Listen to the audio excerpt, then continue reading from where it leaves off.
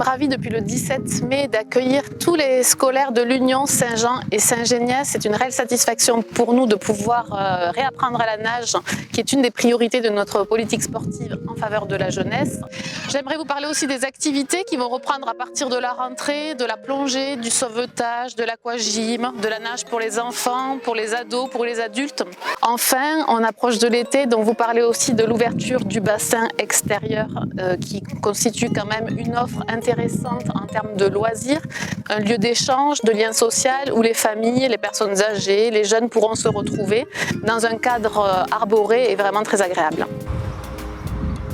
C'est une réelle satisfaction pour nous d'annoncer la réouverture de cette infrastructure majeure qui est derrière moi. C'est le résultat de 2 ans et demi de travaux, d'un projet qui a commencé il y a 4 ans. C'est le résultat d'un investissement massif pour notre commune qui se chiffre aux alentours de 5 millions d'euros. Ce qui a remporté la décision, c'est l'outil qu'est cette piscine, c'est-à-dire permettre à des générations entières, pour les années à venir, d'apprendre à nager. Ce financement de plusieurs millions d'euros, il a été possible parce que des communes et des collectivités et l'État ont répondu présent, notamment la ville de Saint-Jean, la ville de Saint-Geniès, le département, la région et l'État ont permis un financement à hauteur de 50% de l'ensemble du projet. Les architectes qu'on a retenus, on fait partie des rares à nous avoir proposé quelque chose qui à la fois esthétiquement se fondait bien dans le paysage, mais qui aussi était fonctionnel par rapport à nous, les demandes qu'on avait en termes de sécurité et de circulation des flux dans le bassin.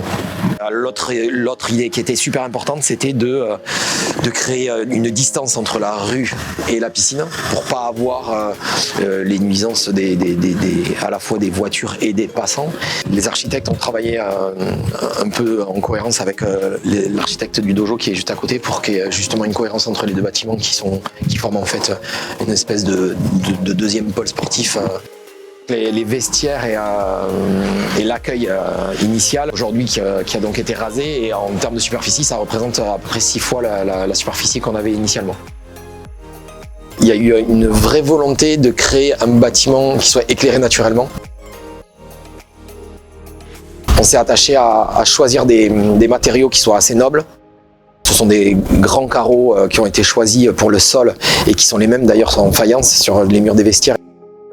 On a joué pas mal avec une nuance de bleu turquoise là, qui nous semble donner une identité au bassin.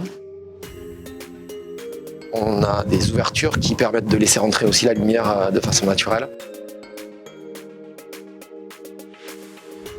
On a agrandi les plages et ouvert le bassin du coup sur la partie rue, de façon à ce que depuis le parvis on voit sur le bassin extérieur.